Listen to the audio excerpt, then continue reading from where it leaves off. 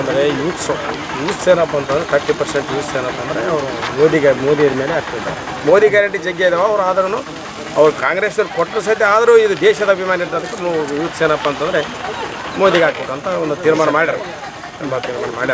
ಅದೇನು ಅದರಂತೆ ಮೋದಿ ಅಂತಲೇ ಆಗ್ತದೆ. ಅದೇನು ಗ್ಯಾರಂಟಿ ಏನು ಕೆಲಸ ಮಾಡೋದು ಬೇರೆ ಗ್ಯಾರಂಟಿ ಏನಪ್ಪ ಅಂದ್ರೆ ನಾಳೆಗೆ ಹೋಗ್ಬಿಡ್ತಾವೆ. ನಾಳೆ ಮುಂಜಾನೆ ಏನಪ್ಪ ಗ್ಯಾರಂಟಿಯಿಂದ ಏನು ಪ್ರಯೋಜನ ಇಲ್ಲ ಅಂತ ಮಂದಿ ಮಾತಾಡಕತ್ತಾರೆ.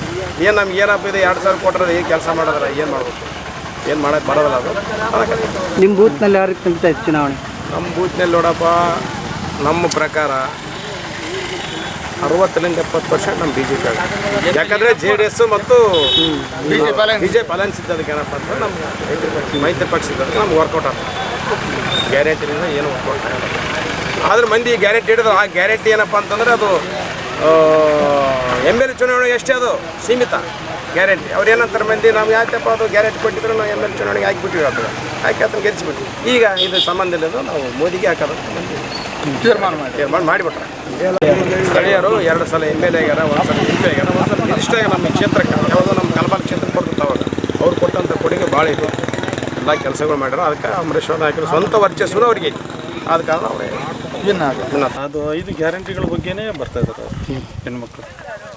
ಅಂದರೆ ಈ ಚುನಾವಣೆಯಲ್ಲಿ ಮೋದಿ ಗ್ಯಾರಂಟಿ ಏನು ವರ್ಕೌಟ್ ಆಗಲ್ಲ. ಮೋದಿ ಗ್ಯಾರಂಟಿ ಏನು ವರ್ಕೌಟ್ ಆಗಲ್ಲ. ಮೋದಿಯಿಂದ ಏನು ಬಂದಿಲ್ಲ ಹೆಣ್ಮಕ್ಳಿಗೆ. ಇವತ್ತು ದುಡ್ಡು ಬರ್ತಿದೆ ಅಂದರೆ ಕಾಂಗ್ರೆಸ್ ಗೌರ್ಮೆಂಟಿಂದ ದುಡ್ಡು ಬರ್ತಾಯಿದೆ. ಈಗ ಬಡವರಿಗೆ 2,000 ಭಾಳ ಕೆಲಸ ಮಾಡುತ್ತೆ. ಆಮೇಲೆ ಎಕ್ಸ್ಟ್ರಾ ದುಡ್ಡು ಬರುತ್ತೆ. ಬಸ್ ಫ್ರೀ, ಕರೆಂಟ್ ಫ್ರೀ, ವಿದ್ಯಾವಂತರಿಗೆ ಯುವ ನಿಧಿ ಒಂದು ಐತೆ. ಆಮೇಲೆ ಕಾಂಗ್ರೆಸ್ ಗೌರ್ಮೆಂಟ್ ಬಂದರೆ 1 ಲಕ್ಷ ರೂಪಾಯಿ ಮನೆ ಒಡತಿಗೆ 1 ಲಕ್ಷ.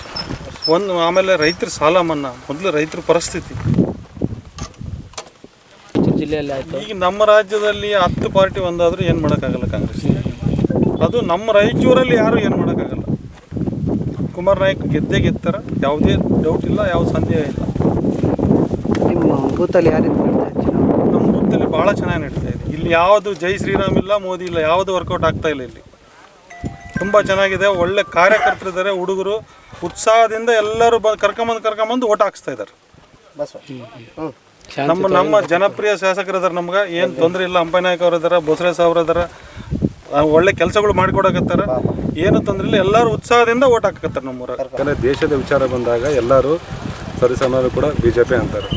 ಸೊ ಹಂಗಾಗಿ 100% BJP ಗೆಲ್ಲುತ್ತಾ ಮೋದಿನೆಲ್ಲರೂ ಕೈ ಬಲಪಡಿಸ್ತಾರೆ. ಮತ್ತೊಮ್ಮೆ ಮೋದಿ 400 ಜಾಸ್ತಿ ಓಟ್ ಕಂಪಲ್ಸರಿ ಬಂದೇ ಬರ್ತದೆ. ನಮ್ಮೂರಲ್ಲಿ ಕೂಡ ವಿಕಸಿತ ಭಾರತಕ್ಕಾಗಿ ನಮ್ಮೂರಲ್ಲಿ ಕೂಡ ಒಂದು 70% ಜನ, ಈಗ ನಾವು 1000 ಜನ ಓಟ್ ಹಾಕಿದರೆ 700 ಜನ BJP ಓಟ್ ಹಾಕಿರ್ತಾರೆ. ಇಲ್ಲಿ ನಮ್ಮೂರಲ್ಲಿ ಯುವಕರೆಲ್ಲರೂ ಒಂದು ಸೈಡ್ ಇದೀವಿ ನಾವು.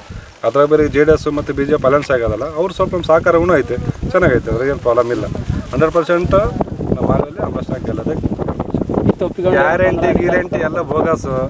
ಅವ್ರು ಏನಂದ್ರೆ ಅವ್ರಿಗೆ ಗೊತ್ತಿತ್ತು ಏನಾಯ್ತು. ಅವ್ರು ಗೆದ್ದಾದ್ಮೇಲೆ ಇದು ಎಲೆಕ್ಷನ್ ಬರುತ್ತೆ, MP ಎಲೆಕ್ಷನ್ ಮಾಡಿ ಒಂದು ಟ್ರಿಕ್ ಮಾಡೋಣ ಅಂತೇಳಿ ಮಾಡಿದರು. ಹಾಕಿದ್ರು ಅಮೌಂಟು. ಆಯ್ತು, MP ಎಲೆಕ್ಷನ್ ಸೋಲ್ತಾರೆ, ಅವರು ಮನೆಗೆ ಕೊಡ್ತಾರೆ, ಕ್ಯಾನ್ಸಲ್ ಮಾಡ್ತಾರೆ, ಅಷ್ಟೇ ಅವ್ರ ಉದ್ದೇಶ. ಆ ಬಜೆಟ್ ತಂದು ಎಲ್ಲಿಂದ ಮಾಡೋಕ್ಕಾಗತ್ತೆ ಸರ್?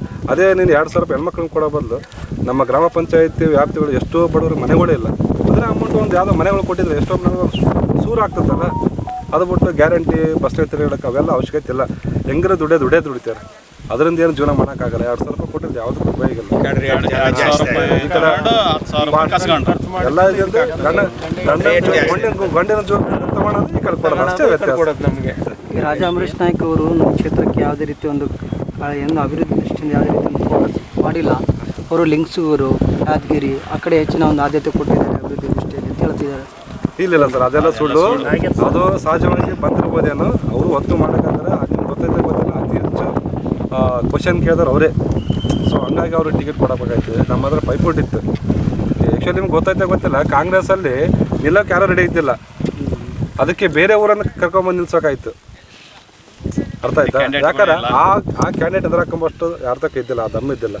ಆ ಒಂದು ಉದ್ದೇಶಕ್ಕಾಗಿ ಬೇರೆ ಕರ್ಕೊಂಬಂದ್ರೆ. ಇನ್ನು ನಾನು ಹೇಳ್ತೀನಿ, ಏನೇ ಆದರೂ ಕೂಡ ಅಭಿವೃದ್ಧಿ ವಿಚಾರದಲ್ಲಿ ಮೋದಿಗಿಂತ ಗ್ರೇಟ್ ಯಾರೂ ಇಲ್ಲ. ಅವ್ರು ಮಾಡ್ತಾರೆ. ಏನು ಮಾಡ್ಬೇಕು ಅದು ಮಾಡ್ತಾರೆ. ಅಂಬರೀಷ್ ನಾಯಕ್ ಅವರು ನಮ್ಮೂರಿಗೇನೆ ಕನಿಷ್ಠ ಈಗ ಒಂದು 1996 ಇಸ್ವಿ ಸಮಥಿಂಗ್ ಏನಿರ್ಬೇಕು, 50 ಮನೆಗಳು ತಂದು ಕೊಟ್ಟರು. ಇಲ್ಲೇ 50 ಮನೆಗಳು ತಂದು ಕೊಟ್ಟರು. ಕುಡಿಯೋ ನೀರಿನ ಎಲ್ಲ ಮನೆಗಳು. ಇದು ಸ್ವಲ್ಪ ಏನಾಯ್ತು ಅಂದರೆ ಅವು ನೀರಿನ ವ್ಯವಸ್ಥೆ ಇರೋದು ಎಲ್ಲ ಸ್ವಲ್ಪ ಹಾಳಾಗಿ ಹೋಗ್ಬಿಡ್ತೀವಿ. ಕನಿಷ್ಠ ಒಂದು 10-15 ವರ್ಷದ ಕೆಳಗಡೆ ಬಂದಿಖಾನೆ ಸಚಿವ ಬಂದಿಖಾನ್ ಸಚಿವ ಅವ್ರು ಕಾಂಗ್ರೆಸ್ನಾಗಿದ್ರು ಅವರು. ಅವಾಗೇ ನಮ್ಮ ಊರಿಗೆ ಹೆಲ್ಪ್ ಮಾಡ್ಯಾರ ಅವರು. ನೋಡಿ ಸರ್ ಒಂದು ಮಾತಾಡ, ಒಬ್ಬ ಡಿ ಸಿ ಅವರಿಗೆ ಏನು ಗೊತ್ತಿರ್ತಾರೆ, ಆಫೀಸಲ್ಲಿ ಕುಂತಿರ್ತಾರೆ ಅವರು ಡಿ ಸಿ ಅವರು. ಒಬ್ಬ ರಾಜಕಾರಣಿ ಇದ್ದ ಅಮರೇಶ್ ನಾಯಕ್, ಪರಿಣಿತ ರಾಜಕಾರಣಿ. ಪ್ರತಿ ಬೂತಲ್ಲಿ ಯಾರು ಏನು ಕತೆ, ಊರಲ್ಲಿ ಏನು ಪ್ರಾಬ್ಲಮ್ಮು, ಪ್ರತಿಯೊಂದು ಮಾಹಿತಿ ಇರ್ತದೆ. ಡಿ ಸಿಗೆ ಅಷ್ಟು ಮಾಹಿತಿ ಇರಲ್ಲ. ಬಟ್ ಕೆಲಸ ಮಾಡಿರ್ಬೋದು ಅವರು. ಅವ್ರು ಹೆಂಗೆ ಹೇಳ್ತದೆ, ರಾಜಕೀಯವಾಗಿ ಸರ್ಕಾರದ ಕೆಲಸಗಳ ವಿಚಾರದಲ್ಲಿ ಇರ್ತದೆ. ಅದು ಬಿಟ್ಟರೆ ನನಗೆ ಅಷ್ಟೇನು ರಾಜಕಾರಣಿ ಅಲ್ಲ. ಇವ್ರು ಏನಂದ್ರೆ ಅದೇನು ಅರಿಕೆ ಕುರಿ ಅಂತಲ್ಲ, ಹಂಗೆ ತೊಗೊಂಬಂದು ಹಾಕಕತ್ತಾರೆ. ಲಾಸ್ಟಿಗೆ ಇವ್ರು ಪಾಪ ಮತ್ತೆ ನಾವು ಬಂದದ್ದು ಜಾಗ ಸುಖ ಇಲ್ಲ ಅನ್ಕೊಂಡು ಮತ್ತೆ ಹೆಂಗಿದ್ದಂಗೆ ವಾಪಸ್ ಹೋಗ್ತಾರೆ ಅಂತ ನನ್ನ ಅನಿಸಿಕೆ. ಎಷ್ಟು ಅಂತರದಿಂದ ಒಂದು ಅಜ್ಜಿ ಸರ್ ನನ್ನ ಪ್ರಕಾರ 1.5 ಲಕ್ಷ ನಮ್ಮ ಕಡೆ ಅಂತ 1.5 ಲಕ್ಷ ಲೀಡಿಂದ ಗೆಲ್ಲಬಹುದು ಅಂತ ಒಂದು ಅಂದಾಜು ಸರ್ವೆ ಪ್ರಕಾರ ಗೆಸ್ ಮಾಡ್ತಾ ಇದ್ದೀವಿ ನಾವು.